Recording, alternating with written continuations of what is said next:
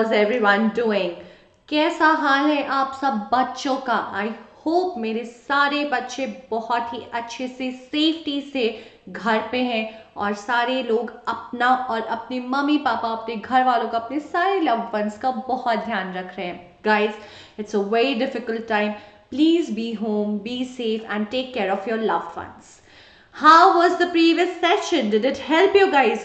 फटाफट से comment box में मैम को बता दो कितनी हेल्प हुई और किस तरह से हेल्प हुई आपकी विद द फर्स्ट सेशन.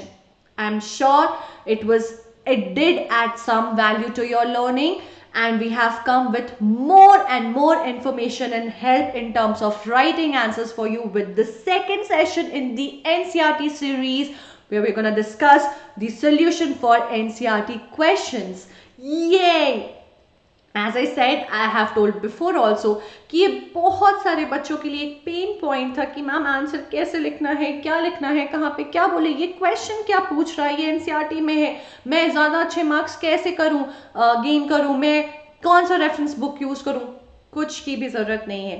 अब हमारे पास सारे क्वेश्चन, सारे सवालों के जवाब है. लाइक लिटरली हमारे पास सारे एनसीईआरटी के सवालों के जवाब है with this series. So all you have to do is subscribe the channel, like the video, stay tuned for another videos through which we are going to discuss all the solutions for the NCERT questions, not just at the end of the chapter but also the in text question. जो questions हमारे text के बीच में है, यहाँ पे हम वो भी discuss करेंगे. ठीक है, तो फटाफट से अपने उन फ्रेंड्स को भी बता दीजिए जिन्हें पता नहीं है और जो अपने में स्ट्रगल कर रहे हैं कि भैया ये एनसीईआरटी सॉल्यूशंस लिखना कैसे है.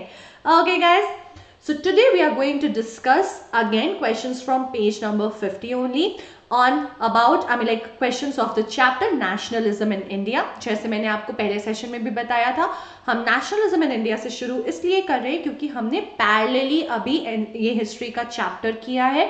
so that we have some context, we are going to start with this.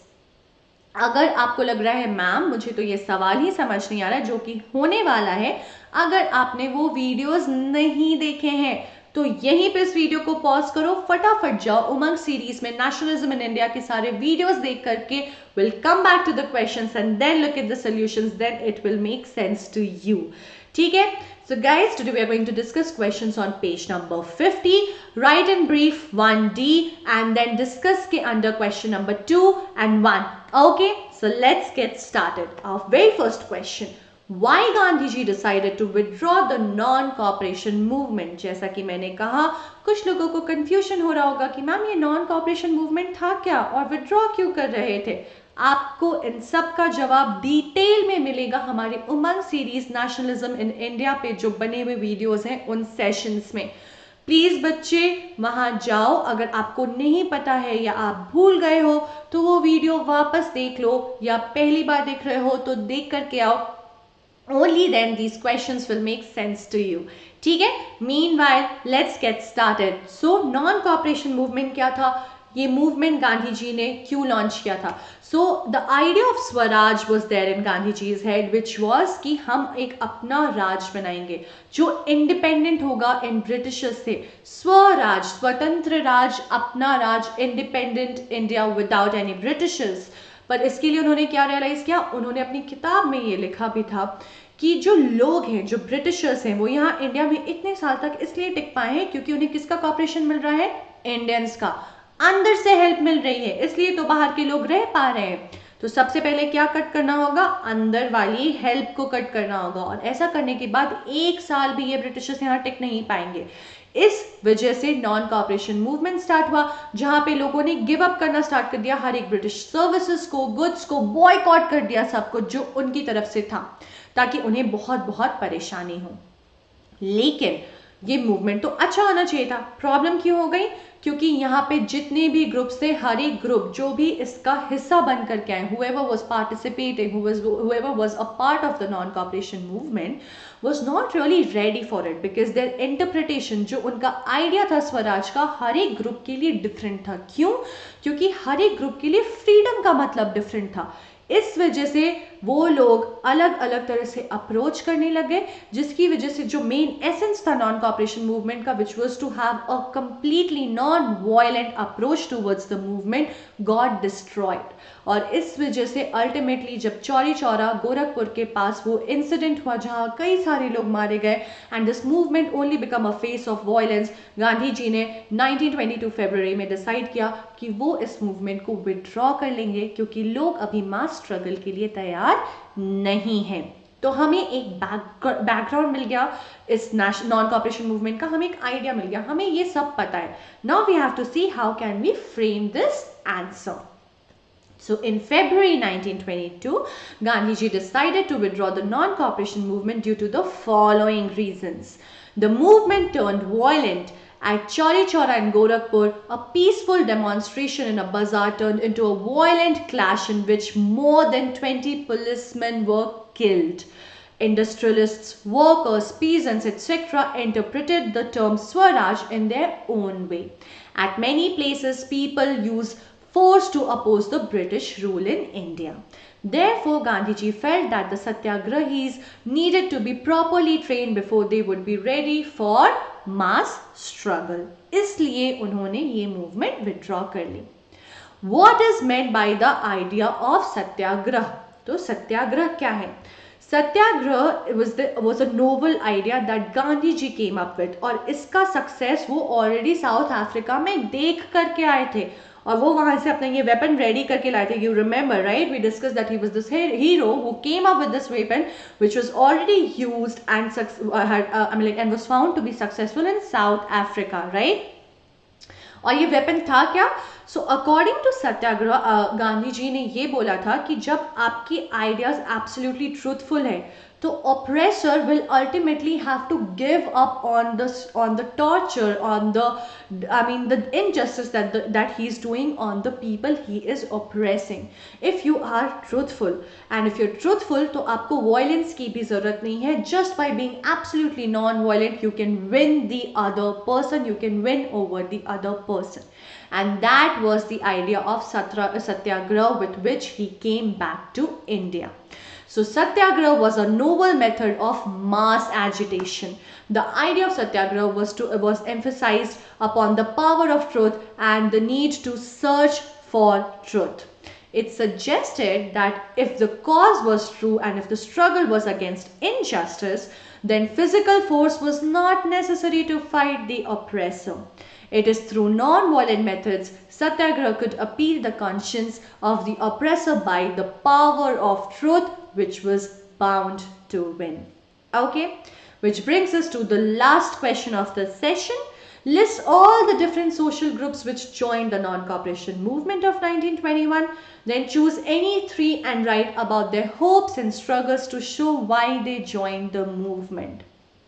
तो बच्चों, हमने अभी तुरंत डिस्कस किया है कि नॉन कॉपरेशन मूवमेंट थी क्या, और हमने ये भी जाना कि हर एक ग्रुप जो उसमें पार्टिसिपेट कर रहा था उनका अप्रोच डिफरेंट था, उनकी आइडियाज डिफरेंट थे, because everyone had their own idea of freedom, and that's what exactly they were fighting for against the Britishers. Because हर एक इंसान के लिए oppression looked different, right. So we will first talk about कि कौन कौन से ग्रुप्स इन्वॉल्व थे, उनकी क्या स्ट्रगल थी, and how did they fight about it. Now there were more than 3 groups that I will tell you about, और answer में भी आप ये देखोगे, because it is asking, the question is asking only for 3 groups, you can choose any 3 to write about. So हमने ये देखा था, सबसे पहले हमने पढ़ा था किसके बारे में? मिडिल क्लास इन टाउन के बारे में, जहाँ पे बच्चे थे, लॉयर्स थे, टीचर्स थे, लोग जो मिडिल क्लास फैमिली से बिलोंग करने वाले टाउन वाले लोग थे, जो ब्रिटिशर्स के लिए काम करते थे. तो स्कूल वाले, तो बच्चों ने स्कूल जाना छोड़ दिया था, टीचर्स ने स्कूल में पढ़ाना, गवर्नमेंट स्कूल में पढ़ाना छोड़ दिया था, लॉयर्स ने कोर्ट छोड़ दिए थे, लोगों ने जो उनके सिविल सर्विसेज वाले जो भी रिवॉर्ड्स, जो भी टाइटल्स थे, वो गिव अप कर दिया था, right. And why? Because they knew that they were becoming a slave for the Britishers and that was not what they wanted. So they were opposing the idea of being a slave for Britishers, that was in their head. उनके लिए वो determine करता था, उनके लिए उनकी dignity matter करती थी, जो कि नहीं थी ब्रिटिशर्स के लिए. सिमिलरली जो ट्राइबल्स थे, then there were peasants, right. जो ट्राइबल्स थे उनके लिए क्या था? उनके राइट्स लिमिट कर दिए गए थे, जो कि फॉरेस्ट से रिलेटेड थे. उनकी पूरी लाइफ, उनकी लाइवलीहुड, उनका ट्रेडिशनल कल्चर सब कुछ फॉरेस्ट से रिलेटेड था। बट वो एक पॉलिसी की वजह से वो ना अपने कैटल्स को वहाँ ले जा पाते थे, ना वो अपनी लाइवलीहुड को प्रॉपरली लीड कर पाते थे, because the limitation of involvement with the forest was curb by the people. So उनके लिए ये क्या था, उनके लिए the idea of non cooperation and the expectation was to have the rights to their forests, to have it all. Then again, for the people working in the for the workers, for the laborers working in the plantation, उनके लिए non cooperation movement या सत्याग्रह क्या mean करता था? उनके लिए इसका मतलब ये था कि वो खुलकर अपने घर वापस जा सकते हैं, क्योंकि वहाँ पे एक अलग पॉलिसी थी, एक अलग लॉ था, जिसके हिसाब से बिना अथॉरिटी के परमिशन के उन्हें प्लांटेशन वाली फील्ड को लीव करना, टी प्लांटेशन को लीव करना अलाउड नहीं था। वो अपने नेटिव, अपने घर खुद नहीं जा सकते थे। तो उनके लिए इसका मतलब ये था कि वो खुलकर अपने घर जा सकते हैं, right. Then the people, the farmers, the peasants who were being exploited by the zamindars, उनके लिए ये क्या था कि जो ऑपरेसर जमींदार्स है उनसे वो बॉयकॉट करके उनके सर्विसेज को, क्योंकि वो ब्रिटिशर्स को रिप्रेजेंट कर रहे थे कहीं ना कहीं, वो उनको अपोज कर सके। At the same time, the redistribution of the lands, the tax which was forced on them, that will not be there. All these unfair treatments done to them will be stopped. So all of these were the different expectations that was there, expected from the people in term like that, that the people had when it started with the non-cooperation movement. ठीक है? So let's look at it. So the different social groups that joined the non-cooperation movement of 1921 were the urban middle class, comprising lawyers, teachers and headmasters, students, peasants, tribals and workers. The middle class joined the movement to boycott foreign goods in order to make sales of their textiles and handlooms. The peasants took part in the movement to save themselves from the oppressive landlords, high taxes of the colonial government and a variety of cases. Inspired by Gandhiji, the tribals employed tactics to fight the British in some parts of India, but they did not follow the non-violent way of struggle, and they were fighting for their rights to have the forest, which was their essence of living. Plantation workers took part in the agitation, hoping they would get right to move freely in and outside of the plantation.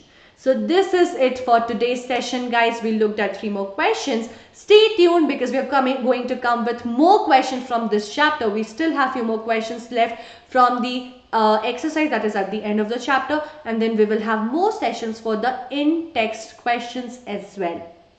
अगर आपके लिए ये video helpful था, if you liked it, don't forget to like the video and subscribe the channel, because there, as I told you, there will be more and more videos coming in this series. We're going to have questions from all the subjects and all the chapters very soon. So stay tuned. I'll see you guys very soon, and I hope you stay safe. Take care of your loved ones and of yourself, guys. I will see you again. Bye bye. Have a great day ahead.